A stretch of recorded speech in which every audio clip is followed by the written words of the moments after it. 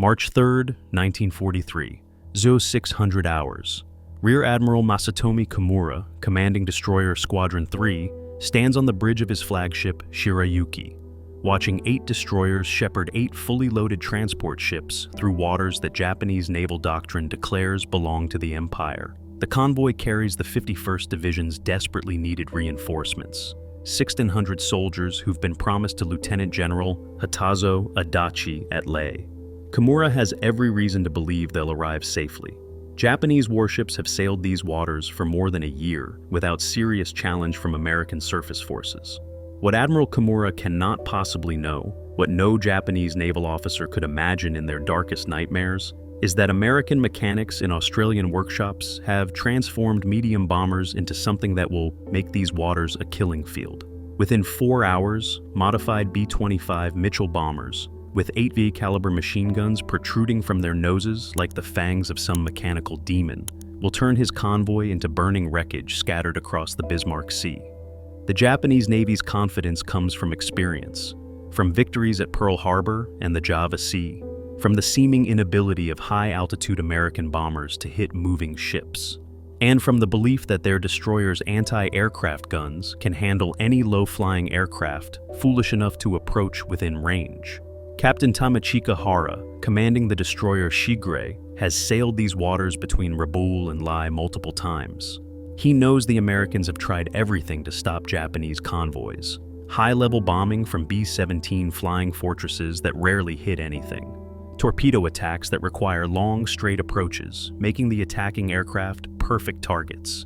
Medium-altitude bombing that gives ships plenty of time to maneuver away from falling bombs.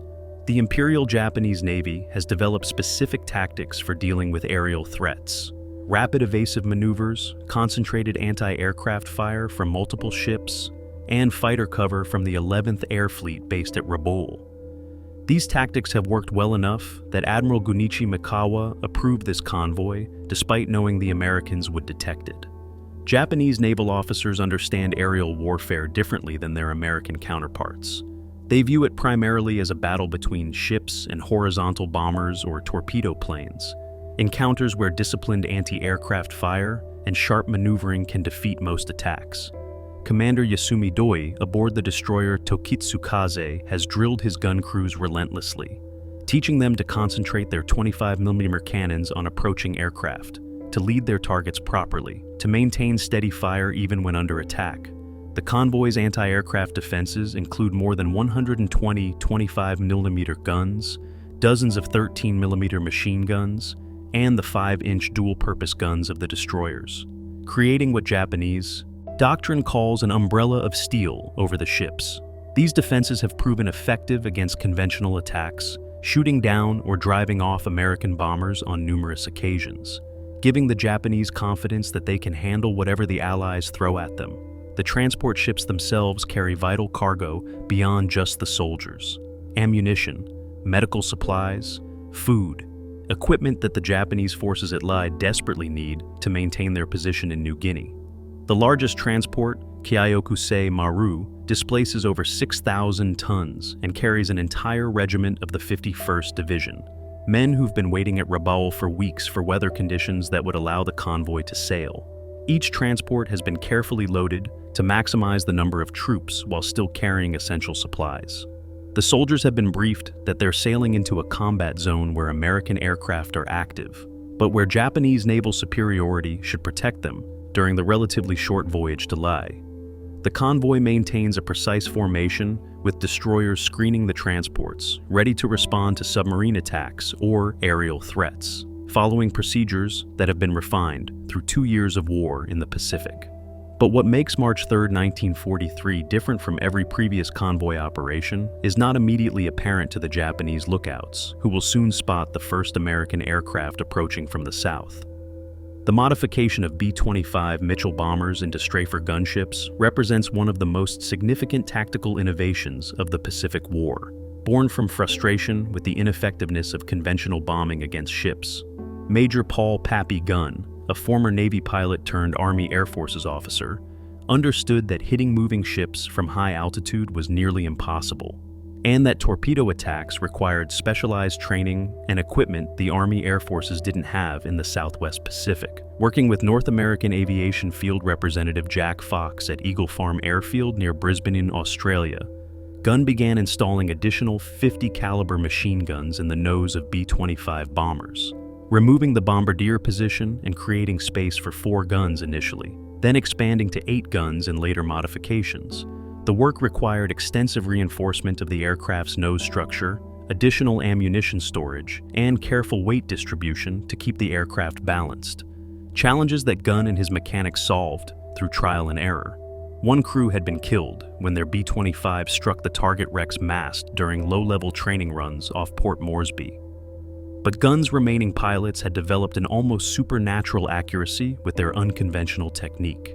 The 50 caliber machine guns chosen for these modifications shared the M8 armor-piercing incendiary round, a 609-grain projectile that traveled at 2,910 feet per second, capable of penetrating the deck armor of destroyers and setting fires with its incendiary component. Each gun could fire 850 rounds per minute, meaning 8 guns firing together unleashed 6,800 rounds per minute.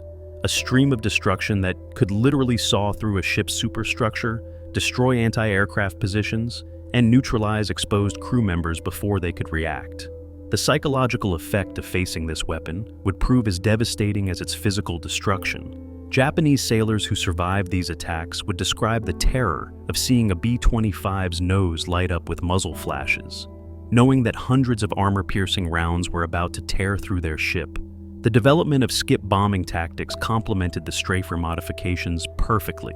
Major William Benn of the 43rd Bombardment Group had pioneered the technique using B-17s, discovering that bombs dropped from 200 to 250 feet above the water would skip like stones, bouncing into the sides of ships or exploding close enough to cause fatal damage. The technique required precise timing and incredible courage. Pilots had to fly straight and level toward their targets at low altitude, making themselves perfect targets for anti-aircraft fire. But the accuracy achieved was revolutionary compared to high-altitude bombing. Pilots practiced endlessly against the wreck of SS Pruth on a reef near Port Moresby, learning to judge distances, speeds, and release points until they could consistently skip bombs into targets. General George Kenney, commanding the 5th Air Force, recognized the potential of combining Gunn's Strafer modifications with skip bombing tactics, creating what he called commerce destroyers that could devastate Japanese shipping. By March 1943, the 3rd Attack Group had fully converted to Strafer configuration, with the 90th Bombardment Squadron commanded by Major Edward Larner leading the way in developing attack tactics that maximized the effectiveness of the 8-gun nose. The standard attack profile called for B-25s to approach at 1,000 to 100 feet, then drop to wave-top height about 2 miles from the target, accelerating to maximum speed while the pilot aligned his aircraft with the target ship. At 100 yards, the pilot would open fire with all 8 nose guns, hosing the target with armor-piercing incendiary rounds while maintaining his approach for skip bombing. The mathematics were brutal. From 100 yards to impact, approximately 15 seconds at 230 mph. In those 15 seconds, 8 caliber machine guns would pour 1,300 rounds into the target. Then the skip bombs would arrive. Technical Sergeant Robert Chen sat in the gunner's position of his B-25, nicknamed Deadly Lady, checking his ammunition belts for the 4th time that morning. Chen had grown up in San Francisco's Chinatown. His parents had emigrated from Guangdong province in the 1920s, fleeing poverty and warlords. When Japan invaded China in 1937, Chen, then just 14 years old, had watched newsreels of Japanese atrocities in Nanking. He'd joined the Army Air Forces the day after Pearl Harbor. Now, 5 years later, he was about to take revenge for every Chinese civilian killed by Japanese forces. His pilot, Captain James Sullivan, was running through the pre-flight checklist. Sullivan was a former barnstormer from Oklahoma who'd learned to fly in his father's Stearman biplane. He understood low-level flying better than most combat pilots, the way you had to think 3 seconds ahead because at wave-top height there was no room for error. "Ammo check," Sullivan called over the intercom. 3,840 rounds, all belts clear, Chen responded. "Feed mechanism tested twice, no jams." Chen had modified the ammunition feed system himself, after watching too many other B-25s suffer jams during practice runs. His unauthorized modifications, installing stronger springs and polishing the feed ramps, had reduced Deadly Lady's jam rate to 0. In the co-pilot seat, Lieutenant Michael Torres was checking fuel gauges. Torres had been a crop duster in California's Central Valley before the war. He'd flown so low over cotton fields that his prop wash would strip leaves off the plants. That experience would prove invaluable today. In the radio operator's position, Corporal David Martinez was monitoring Japanese frequencies. Martinez had learned Japanese at the Military Intelligence Service Language School in Minnesota. Right now, he was listening to Japanese air controllers at Rabaul coordinating fighter cover for the convoy. They're repositioning Zeros from Rabaul to cover the convoy's approach to Leh, Martinez reported. Estimate 60 fighters available. Let them come, Sullivan said. The bow fighters will handle them. As dawn broke over Port Moresby, 12 B-25 Strafers lined up on the runway. Behind them, 8 more B-25s in conventional bomber configuration. And behind those, 16 B-17 Flying Fortresses. Each Strafer B-25 carried a crew of 5, pilot, co-pilot, gunner, radio operator, and photographer. Each carried 340 rounds of mixed ammunition, armor-piercing to penetrate steel, incendiary to start fires, tracer to help pilots aim. Each carried 2 500-pound bombs with 5-second delay fuses, and each pilot knew that the mission brief was simple. Find Kimura's convoy, destroy every ship, come home. Major Larner's voice crackled over the radio. Gentlemen, we've been tracking this convoy for 36 hours. Intelligence confirms 8 transports, 8 destroyers. 7,000 Japanese soldiers headed for Leh to reinforce their garrison. Our job is to make sure they never arrive. He paused. Attack profile, wave-top approach from southwest vector. The B-17s will hit them first from altitude to scatter their formation and draw their AA fire up. Then we go in low. Bow fighters will suppress their deck guns. We'll follow with the skip bombs. Another pause. Questions? Silence on the radio. Then let's go hunting. The flight to the intercept point took 2 hours. The B-25 formation flew at 10,000 feet initially, then descended to 1,000 feet as they approached the Bismarck Sea. Chen watched the ocean pass beneath them. Dark blue water, scattered white caps. No sign of the convoy yet. Sullivan was flying tight formation with the other strafers. Close enough that Chen could see the faces of the crew in the B-25 to their right. Martinez's voice crackled. Japanese radio traffic increasing. They know we're coming. Zero scrambling from Rabaul. How many? Sullivan asked. Estimate 40 to 50 fighters. ETA to convoy, 20 minutes. We'll be done by then, Sullivan said. Chen hoped he was right. At 09:45 hours, they spotted the convoy. 8 transport ships in 2 columns, surrounded by 8 destroyers and a protective screen. The ships were making about 10 knots, following a zigzag pattern to complicate torpedo attacks. But they weren't ready for what was coming. The B-17s struck first. 8 4-engine bombers approached from 7,000 feet, dropping 1,000-pound bombs that created massive waterspouts around the convoy. The Japanese anti-aircraft fire was immediate and intense. Tracers arced up toward the B-17s, exploding in black puffs around the bombers. One B-17 took a direct hit, its number 3 engine exploding in flames. But the pilot kept formation, releasing his bombs before turning away, trailing smoke. The high-level attack achieved only 1 direct hit, on the transport Kyokusei Maru, but it accomplished its real purpose. The Japanese formation scattered, ships turning in different directions to evade the falling bombs. Anti-aircraft guns all pointing skyward, every Japanese eye watching the B-17s. Nobody looking down at wave-top height. Where 13 Royal Australian Air Force bow fighters and 12 B-25 Strafers were racing in at 230 mph, the attack begins. Major Larner led the B-25 attack in his Mitchell, nicknamed Ruthless. As he approached the destroyer Shirayuki at 280 mph, he could see Japanese sailors on deck, pointing at his aircraft in shock and confusion.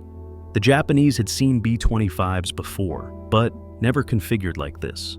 Never with 8 black holes in the nose, where machine guns protruded like accusatory fingers. Never approaching at an altitude where the pilot could see individual faces on the ship's deck. Larner waited until he was 200 yards from Shirayuki before squeezing his trigger.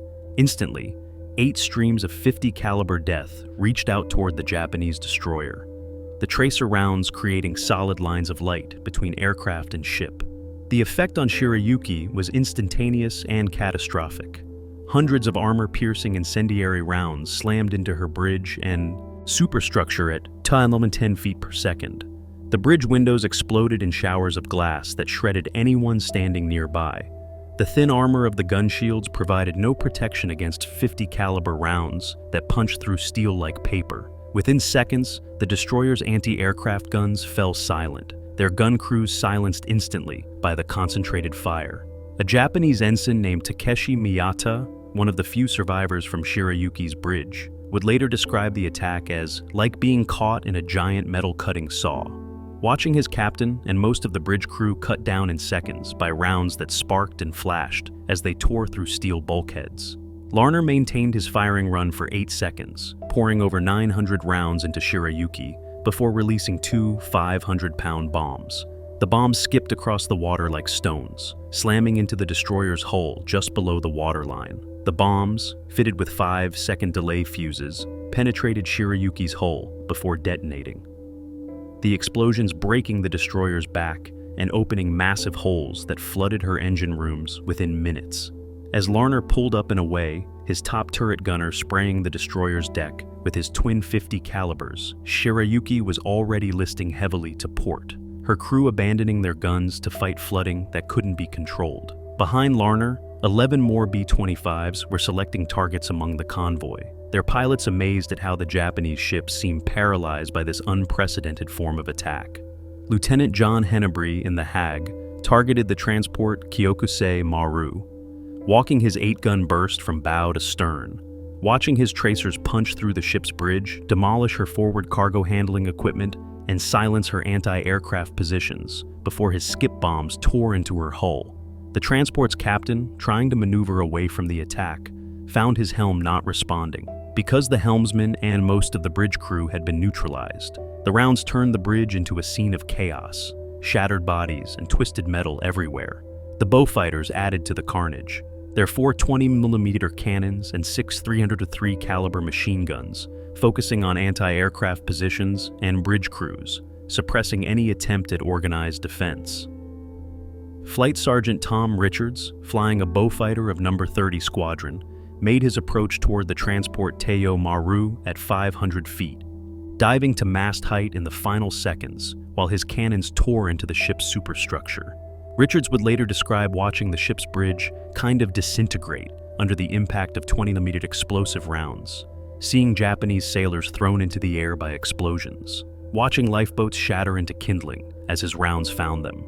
The skip bombing proved devastatingly effective. Bomb after bomb bounced across the water to slam into Japanese hulls at the waterline, the delayed action fuses ensuring the bombs penetrated before exploding. The transport Nojima took 3 skip bomb hits in rapid succession, the explosions opening her hull like a can opener, flooding her holds where hundreds of soldiers were packed into spaces meant for cargo. The soldiers, wearing full combat gear, had no chance of escaping the rapidly flooding compartments. The holds were flooded before anyone could reach the ladders.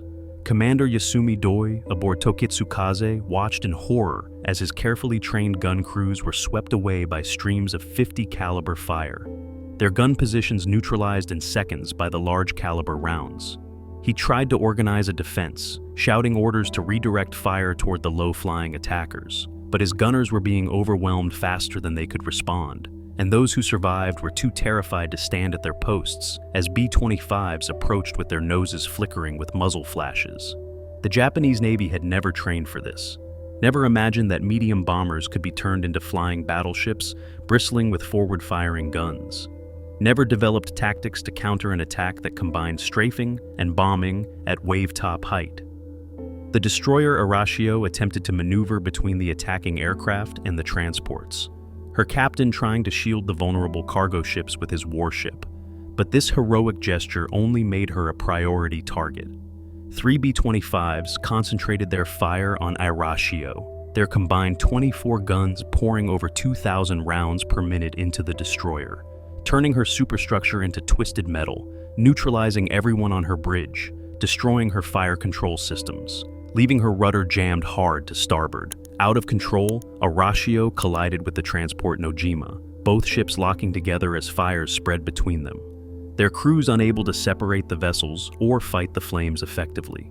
Admiral Kimura, watching from his new command post on the destroyer Shikinami, tried to comprehend what was happening, but the attack was unlike anything in Japanese naval experience or doctrine. The Americans were not following any recognized attack pattern, not making torpedo runs that could be avoided, not dropping bombs from altitude that could be dodged, but instead boring in at point-blank range with automatic weapons that turned his ships into scenes of devastation and flame. He ordered evasive maneuvers, but the B-25s were too fast and too numerous, seeming to come from every direction at once, their 8-gun noses spitting death at any ship that tried to maintain formation. Would you risk a wave-top run at 230 mph if it meant ending the convoy in minutes? Tell me in the comments, yes or no. In the hold of the transport, Ayo Maru, Private First Class Hiroshi Nakamura, huddled with 50 other soldiers as the ship shuddered under repeated strafing attacks. The hold was completely dark except for the emergency lighting that flickered with each explosion. Nakamura could hear the 50 caliber rounds punching through the deck above, a metallic drumming that grew louder and louder until it seemed like the entire ship was being shredded. Then came a massive explosion that threw Nakamura against the bulkhead. A skip bomb had penetrated the hull, just forward of where he crouched. Seawater erupted through the ruptured hull plates with the force of a fire hose. The emergency lighting failed. In the darkness, Nakamura heard men screaming, felt the icy water rising around his legs, reached out and found the ladder to the upper deck, started climbing. Behind him, he heard the water rising faster than men could climb in the darkness, heard the panic in their voices. Then silence except for the rushing water. He emerged onto the main deck into a scene of chaos and flame. The ship was listing 30 degrees to port. Fires raged in the superstructure. Dead Japanese soldiers lay everywhere, casualties of the 50 caliber fire. A B-25 screamed past at mast height, its 8 nose guns spitting fire. Nakamura threw himself flat on the deck as rounds sparked off the steel plating around him. When he looked up, the B-25 was already gone, banking away toward another target. Behind it, 2 skip bombs bounced across the water. Nakamura watched them approach in what seemed like slow motion, unable to move, unable to look away. The first bomb struck Ayo Maru's hull just below the waterline amidships. The second hit forward, near where Nakamura had been moments before. Both bombs penetrated deep into the ship before exploding. The deck heaved beneath Nakamura's feet. The ship's spine broke with a sound like thunder. Ayo Maru began to sink by the stern. Nakamura stumbled toward the port rail, now at a 45-degree angle. He didn't remember jumping, but suddenly he was in the water, gasping from the cold, struggling to stay afloat in his combat gear. Around him, hundreds of other soldiers thrashed in the oil-covered water, some calling for help, some already silent and still. Above them, the B-25s continued their attack, targeting the surviving ships. Nakamura would be one of only 120 survivors rescued from Ayo Maru's 100 embarked soldiers. He would spend the rest of the war in a POW camp in Australia. And he would never forget the sound of those 80 caliber machine guns, or the sight of those bombs skipping across the water like stones thrown by a giant. By 10:15 hours, just 15 minutes after Major Larner's first attack, Admiral Kimura's convoy had ceased to exist as an organized force. All 8 transports were sinking or sunk, burning funeral pyres marking their positions as they slipped beneath the waves, taking with them the supplies and equipment desperately needed at Leh.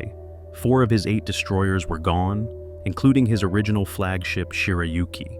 The surviving destroyers were damaged to varying degrees, their decks covered with dead and wounded, their superstructures riddled with 50 caliber holes.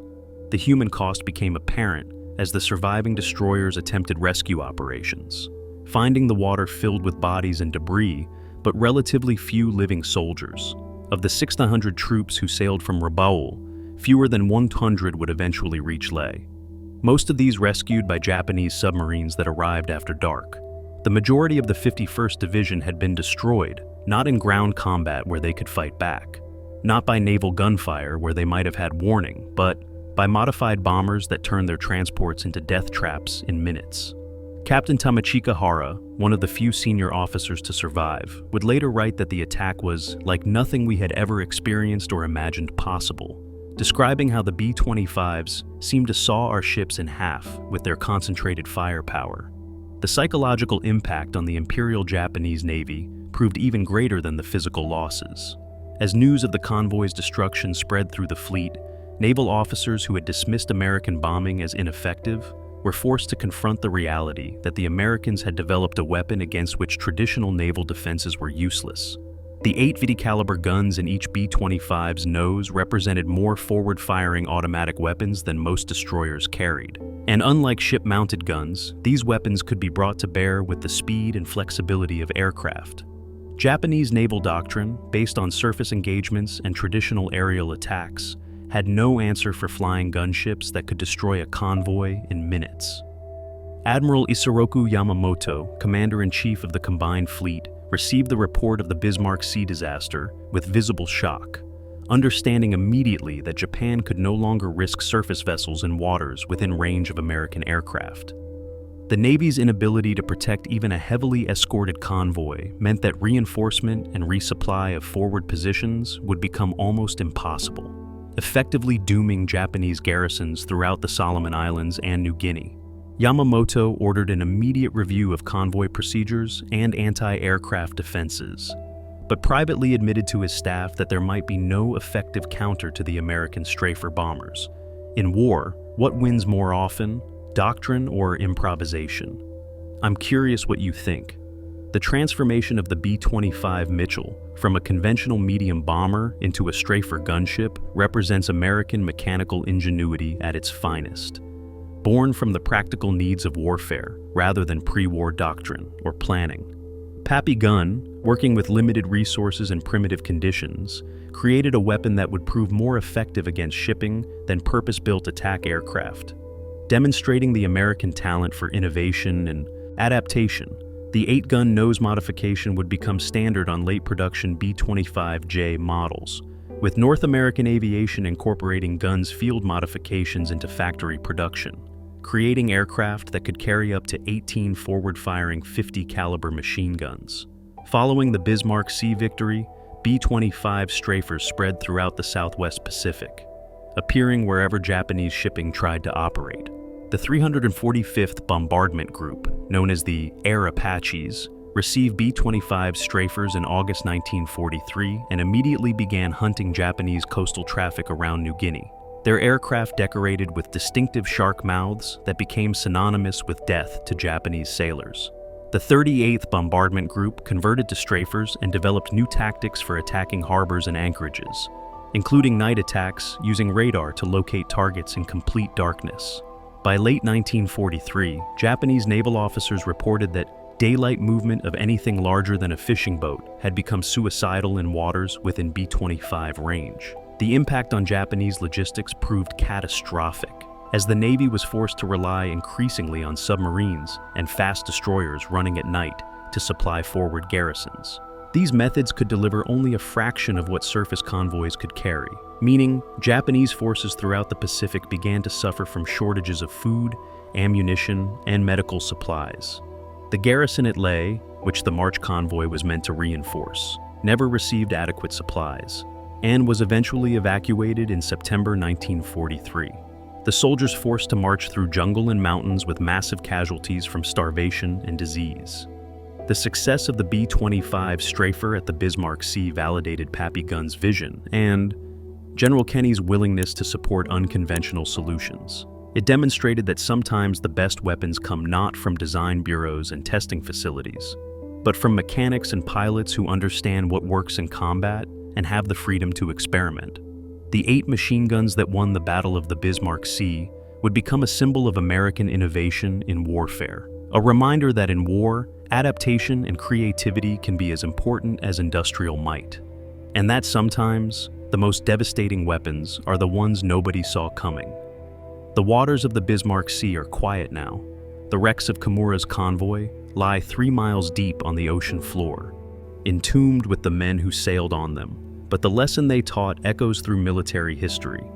that in war, innovation can turn the tide, that unconventional thinking can defeat superior numbers, and that sometimes the difference between victory and defeat comes down to a mechanic's idea, 8 machine guns in a bomber's nose, and the courage of men willing to fly wave-top height into a storm of anti-aircraft fire. These stories of innovation and sacrifice deserve to be remembered. Hit subscribe so they never fade into history.